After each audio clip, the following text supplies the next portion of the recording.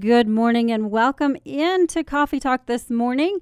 You are listening, of course, to WPKY. It is 8:13. It is warming up. I don't know, how does it feel out there, Joanie? I think it's warming up. I think it's a little chilly still, but I can tell it's going to be a warm day. You know, it's supposed to get near 70 today and be sunny. Oh, I love it. I love it. I love it. I love this time of weather, when it starts getting warm. So yes, it's 46 right now.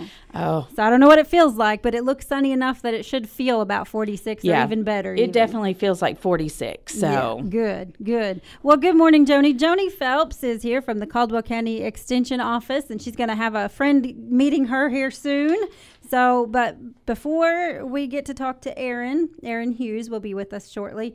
We're going to talk to Joanie about some stuff going on at the Caldwell County Extension Office. Okay, well, one of the programs that I have coming up is Cooking with Joanie, one of my monthly programs that I do, and it's going to be actually next week. So it's going to be April the 10th. If you would like to come, you can register by April the 9th.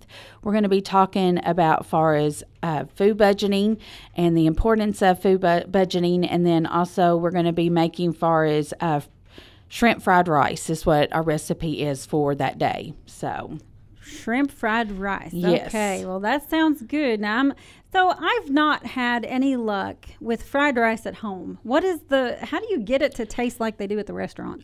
You got to make sure, number one, your rice is cold. You don't, as far as it doesn't need to be hot when you put it in there, because I guess it absorbs them flavors in that a little bit better in that. So, and just, making sure that you have the right ingredients to put in because I've had different fried rice and that. And like you said, sometimes you can't make it taste the way that it does. And, and then sometimes you find one, it's like, oh, that's good, but it's still missing something. So I haven't tweaked mine to make it taste like the, either hibachi or also far as the Chinese kind from the restaurant and that. But this one's a really good recipe for that.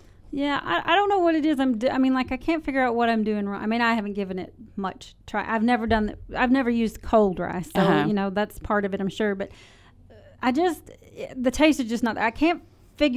Usually I'm pretty good at figuring out what's in things and what the taste is and what I want, but I can't put my finger on what's missing when I do fried rice. Right. So I just don't do it. I was and say, have you ever, you put the soy in it and the soy sauce, and also have you ever put sesame Sesame seed oil? Yes. Love sesame seed oil. Yes, yeah. I do too. So may not be the healthiest oil out there at all, but yeah, but it's not I think it's on the list of okay though. Yeah. I think. Is it not? I don't know. I'd have to look at my label for sure, but okay. I wouldn't think that. I think it would probably have some kind of not as nutritious for us. Well, okay. Well, that being said, okay, let me say this. So I joined a program at the Extension Office in Graves County several years ago when I was going through my weight loss, and they gave us recipes. And since it was a weight loss program, we were assuming that they're healthy recipes. Correct. And there was a recipe for it used Napa cabbage. I think it was like a chicken salad. It used Napa cabbage in there.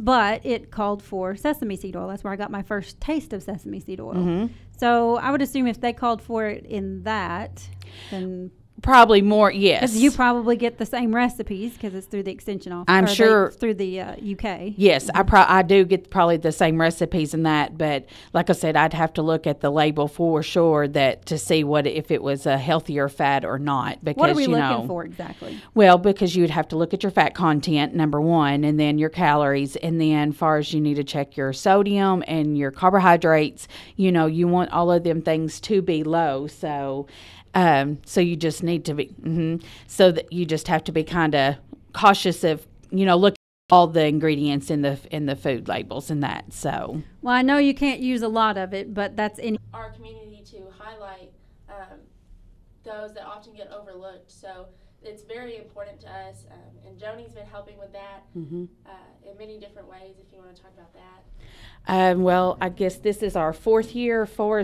for this event, and this is my 3rd year of helping with this event. So, and I'm kind of like the behind the scenes kind of person with the food, but I also love to go and participate and watch as far as the participants dance their little hearts out that night. So tell me about Josephs Joy Prom. Tell me how this works, what it is, how it got started. Tell me all about this. It actually got started, we lived in Georgia up until 8 years ago, and there's an event down there. We just went last weekend to their Joy Prom, and it's been going on for 12 years now, and we brought it here as Joseph's Joy Prom in memory of Joseph Asher, and it's just been such a blessing, and we've seen it grow every year. But the participants walk in, and we start with registration, and then we move to the red carpet. So that means we have paparazzi on each side, and they act like they're taking their picture and stuff like that, just to kind of highlight on them and dote on them for a little bit. And then we go to photography, hair and makeup, shoe shine for the men. They get corsages and boutonnieres. So everything we provide for them. We provide hair and makeup for the women, just to allow us to humble ourselves to them. They get everything that you would get done for your prom.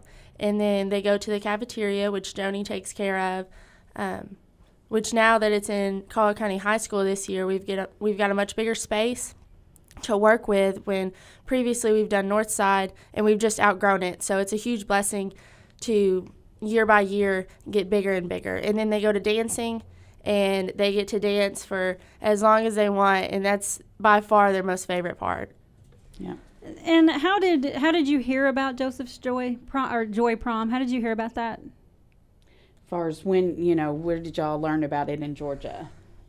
It started about 12 years ago. Our close family friends started it, and we've always kind of helped them along that. And so each year we'll go down there and help them with their Joy Prom, and they'll come up for ours.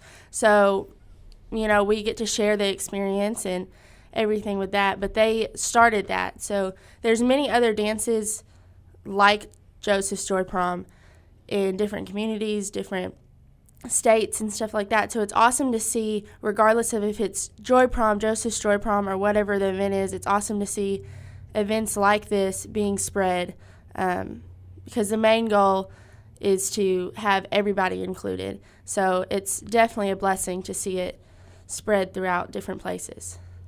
Yeah. All right. So you knew about it from in Georgia, and you said we need something like this here. Right. So you just said, all right, we'll make this happen. Yep. Who did you go to? Where's the starting point for that?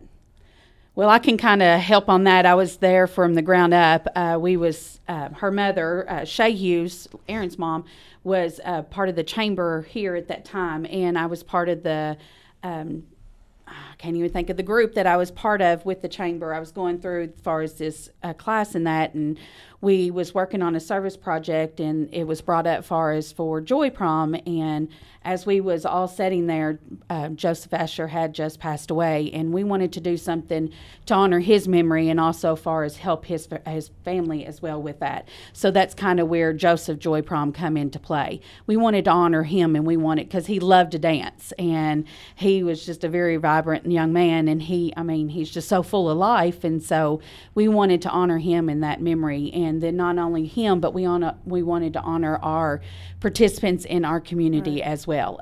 This is kind of really near and dear to my heart, because I do have a niece that does have special needs as well. So, and I wanted her to enjoy this, and she loves to dance and loves to dress up and that. So we kind of, wanted to bring this here, and that's how it kind of all started from the ground up here in our community. So from Shay's far as original idea, wanting to bring it here, and then just a bunch of community members far as saying, okay, let's do it and let's get it together. So gotcha. And then 12 years later, here we are. Well, only 4 years for here. Oh, okay. 4 years for here, but 14 years in Georgia. So this is our 4th year far as for Joseph's Joy Prom here in our community. Okay. You might have said that a minute ago and I missed it. Yeah. I was having dial issues, trying to get everything all sorted out, where I don't know what was going on a minute ago. But anyway, so this is something you said it started off, and it's grown to where you have to actually move the facility. So how many participants do you normally have? I'll let you answer that one. Last year, we had up to 75, and that might seem low, but our first year, we only had like 30 or 40. Right, 30 or 40, which... that's still pretty good for right. first it year. Is. In yes. which our first year, we didn't start the expansion process, I guess you could say. But now we're reaching up to, I think, 7 counties. Yes. So we're reaching out to them. Any place that doesn't already have an event like this, which in Georgia, it started off the same way ours did. Their first year, they had about 50 participants. And this last year, they had over 400. Wow. So we can definitely attest Woo. to how it's grown. It's a very big event. So is the school going to be big enough for if you get when you get that big? We might have to rethink that. Right. Each year, if it gets bigger, we kind of have to readjust and think about our options. But I would love to see it get that big, just in the fact that it's a prom, and they get to participate in everything. And that's what's so amazing, just to go by and see as a volunteer. You get to watch them get their hair and makeup done. You get to watch them eat with their host, and it's just awesome to get to watch that because they love every minute of it. Mm-hmm. What age group is this for? Anybody older than 16. 16 and up, okay. And what type of volunteers are you needing? I know that we've been talking about needing volunteers for the prom for a few weeks now. So what are you needing? I think just in general, I think we just need far as volunteers for the whole event. Right. You may 1 minute be a far as red carpet person, and then you may be the next person. You may far as be at the water station to help them get water, or you may far as be helping me serve them in the kitchen area, and then you may go and be a host. So I think it's just one of them things. I think right now we need volunteers for the whole event, to fill in the gaps of here and there. So just show up and you'll put us wherever you need us at the minute. Well, you can't just show up. Right. You've got need to register. And then if you've never participated in the event before, then you will need to, far as do a register. I can't even think. Do a training. Yes, that day. Training will be 4:00 at Caldwell County High School, the day of the event, so April 13th at 4:00. And to register to become a volunteer, it's super easy. You just go to eventbrite.com. That's eventbrite.com. And you just click on Josephs Joy Prom, and it'll take you right there to it. And you just go through everything, and it's super easy. It takes you about 5 minutes to do. Yeah. So basically, this event, if we're going to volunteer, we know that we're going to have to spend from 4 to about what time? Most of our volunteers, if you haven't been trained, we ask you to be there at 5:15. So if you're needing training, come at 4, and I suggest to stay till 5:15. And then the event ends at 9. In the past few years, we've had it end at 10, but most of the time, most of our group homes and stuff like that are kind of fading out because they need to get back. So we thought, this year we're going to end it at 9 so that they're not working too hard on the dance floor, but... So they may be out of there by, right. 9:15, 9:30. Right. So. We take care of the cleanup. We're not asking for volunteers to do any of that. Our committee does that. We've got all of that taken care of. So that's also a huge blessing to have all of that under control on our part. We've got people that help us. So we're not asking for anybody to help us with cleanup or anything like that. That is definitely, we've got that taken care of. Yeah. Okay. Yeah, that's what I was going to ask. I mean, I didn't know if, afterwards, if there was some extra time that we had to spend cleaning up or if we just help with the events during the event. Yes. The activities, I guess. The activities during the event. Sort of one.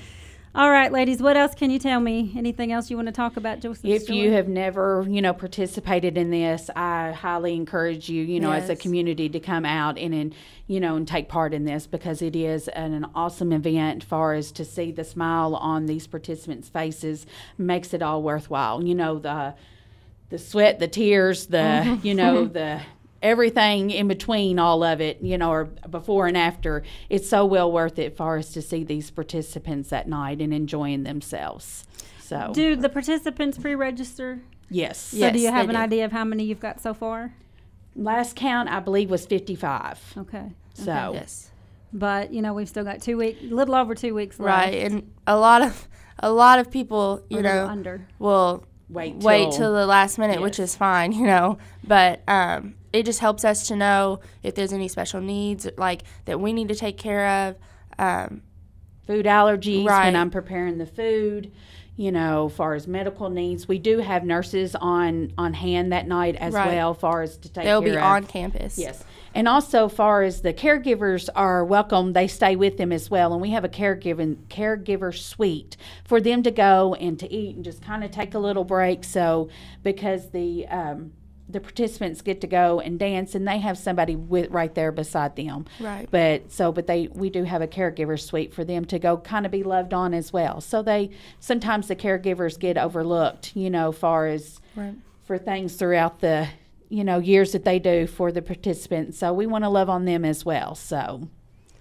All right, ladies, this sounds like a really fun event. I'm super excited to see this happen. I know, like I said, we've been talking about it for a couple months, probably, well, a little over a month now we started talking about this. So I'm glad you all came in to give us a little more information and a little more background. And, you know, sometimes we have to borrow ideas from other people. That is fine. Just borrow the idea from Georgia and make it our own, Absolutely. right? Exactly. All right, ladies. Thank you so much for joining us. Don't forget Cooking with Joanie. Yes. April 10th at 11 o'clock. And then Josephs Joy Prom is? April 13th from 5 to 9. At? Caldwell County High School. That's right. And give me the location for Cooking with Joanie. Okay, Joanie. Cooking with Joanie is at our office, Caldwell County Extension Office on 1025 U.S. Highway 62 West. Thank you, ladies. Oh, let's get some phone numbers. If we have any questions, who do we call for Cooking with Joanie? 270-365-2787, and you can talk to myself or the ladies that answer the phone. And we have to register by Tuesday. By Tuesday, April the 9th. Okay. To get into contact about Josephs Joy Prom, you can call my number, which is 270-799-6851. And that would be Erin Hughes. All right. Thank you so much, ladies. Thank Appreciate you. it. Thank you so much. We're going to talk to Weather Guy. It's Wednesday. So it is Weather Guy Wednesday. He skipped out on me last week. He said he would rather go to the dentist than talk to me last week. So, you know, but this week I think he's going to talk to me. So we're going to get Weather Guy Dave Powell and talk to him in just a few minutes. Lowe's knows you'll do it right to take advantage of a good deal now, so you'll be ready to dig into spring projects the first chance you can. We do it right too, with savings every day, like 20% off 2 select Scott's fertilizers. One helps prevent weeds now, the other feeds your lawn later. And for your garden, get Miracle Grow 1.5 cubic foot garden soil, now 2 for $12. Whatever's on your spring to-do list, do it right for less. Start with Lowe's. Offers valid through 4/3. Soil offer not valid in Alaska or Hawaii. See store for details.